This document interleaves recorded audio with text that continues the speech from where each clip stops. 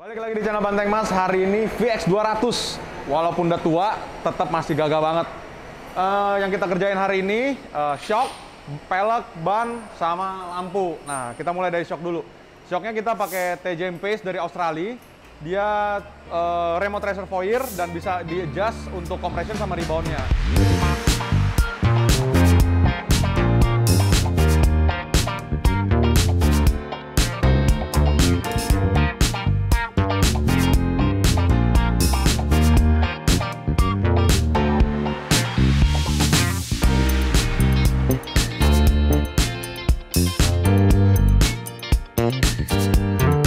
Udah 52 mili, jadi udah gede banget. Sama ini, kalau yang TJM ini biasanya dipakai untuk kalau kita bawa heavy load. Jadi kalau misalnya mobil buat overland, paling pas sebenarnya pakai TJM Pace. Cuman kalau misalnya mobil masih standar pun, dengan ganti shock ini, mobilnya jauh lebih stabil sama lebih empuk. Jadi dengan shock-shock monotube reservoir seperti ini, kita bisa dapetin settingan empuk, tapi mobilnya stabil. Nah, kalau bisa dilihat dari sini, ini udah kepasang, cuman belum selesai. Dia coilover, bisa di-adjust tinggi dari depannya. Cuman kita ini karena nggak pakai bulbar, nggak pakai winch, setelannya kita mesti mentokin ke atas karena nggak ada load. Jadi biar rata sama yang belakang. Belakangnya kita harus ganti per. Ini lift kit 2 in. Ini bisa lihat setelannya ya, adjusternya. Sama ini udah adjusternya 2, rebound sama compression. Ban sama peleknya pakai MR309 sama bannya BFG. Size-nya besok kita cek pakai size apa. Untuk di atas ada penambahan crossbar dari Thule sama lampu dari Steady. Steady-nya pakai ST3K yang 41,5 in. Jadi single, udah full LED warna putih. Ini mobilnya kita lanjut besok karena belum selesai. Untuk pemasangan TJM Pace, mobilnya harus menginap karena prosesnya lumayan agak lama. Walaupun gak ribet, sebenarnya tinggal plug and play. Cuman emang prosesnya kalau di LC ini kita harus matiin KDSS, sama kita mesti perhatiin untuk di bagian sway barnya itu mesti lebih perhatiin.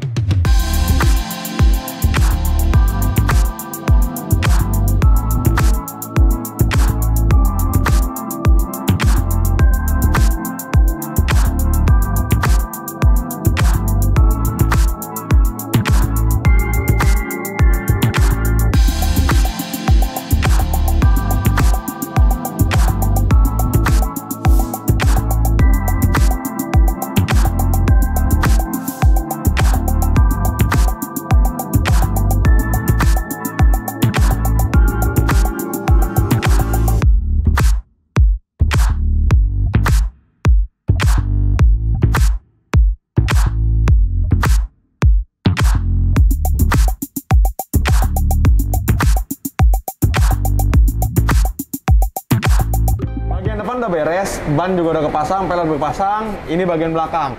Per belakang kita ganti karena spek untuk bagian depannya ini kita udah lift 2 inch ya. Jadi per belakang kita harus ganti. Ini yang no load, jadi tanpa beban untuk pemakaian daily. Seperti di depan sama aja, setelan rebound sama compression itu gampang banget ke akses. Jadi kalau misalnya kita mau ganti, tinggal diputar knobnya doang. Bagian atas ini di tabungnya sama di bawah shock. Posisi-posisinya ini semua nggak ada yang dirubah, jadi udah dapat bracket untuk reservoirnya sama bump stopnya pun kita turunin biar lebih tinggi. Udah gitu. Nah, untuk kalau kita lihat di manual booknya, ntar ada diajarin untuk bagaimana untuk adjust compression sama reboundnya. Jadi di sini ada karakter-karakter kalau misalnya mobilnya terlalu limbung, terlalu bergetar, terlalu bumpy, itu semua dijelasin di buku. Tinggal diikutin aja settingannya, dikurangin apa ditambahin.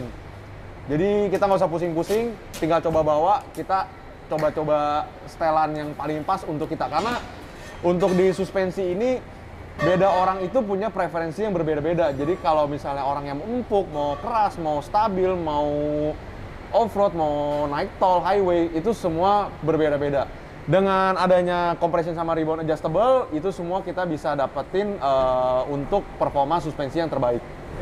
Oke, ini udah beres. Ini juga pakai TJM Pace, dua-duanya pakai method, cuman ini bannya belum diganti. Ini kita lagi nunggu ban. Nah, kalau bisa dilihat dari posturnya, kalau ini coilovernya kita udah set paling tinggi. Jadi posisi coilovernya itu udah habis. Ini posisi paling low, karena nggak pakai bulbar, nggak pakai winch, posturnya tetap rata atau sedikit lebih turun dari depan. Kalau yang ini, depannya lebih tinggi. Tapi kalau ini kita nggak ganti karena kita lagi nungguin bulbar, sama ntar mau ada penambahan winch. Jadi kalau ntar udah ada load, posisinya, posturnya itu akan sama kanan sama kiri ini. Ini metodenya pakai 309, yang ini pakai 305. Dua-duanya warna titanium. Nanti bannya kita juga akan pakein ke 285, 65, 18. Kalau ini kan masih 285, 60, dan ini masih pakai Toyo. Lihat kan kalau misalnya bedanya kalau pakai BFG sama pakai Toyo, gagahnya itu beda. Ini kita lagi nungguin roof rack dari platform Rhino-Rack-nya. Jadi belum nyampe. Itu ntar kalau udah nyampe kita udah mau pasang, bull bar juga belum nyampe. Nah, kalau misalnya mau gaya-gaya dalam kota, sebenarnya standar aja cukup. Di lift kit, ganti ban, ganti pelek, udah mobilnya jadi keren banget. Nah, untuk crossbarnya sendiri pun, ntar customer-nya udah ada awning di rumah, udah beli bracket Slim Shady juga, jadi ntar tinggal diinstal ke crossbar. Ini bracket lampu juga dari Yakima, tinggal pasang, nggak ada yang dirobah-robah, nggak ada yang dibor, semuanya langsung plug and play ke crossbar dari Thule. Oke, itu dulu untuk VX200 kali ini. Tahunnya sama, modelnya sama, generasinya sama, kaki-kakinya juga sama semua. See you di episode berikutnya. Thank you.